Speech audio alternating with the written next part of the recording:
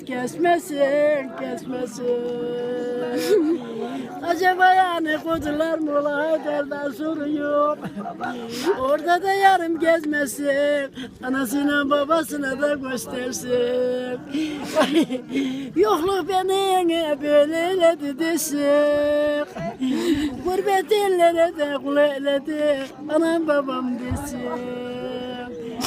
Ay kardeşim, yaralı kardeşim, derdin yok kardeşim. Vay. Yetişemem arkasında Yetişme. Muhsinime yetişirdik, yetişseydik. Gencecik 19-29 yaşında kuzuya yetişirdik. Uykuda gitmek de bize mi vergi?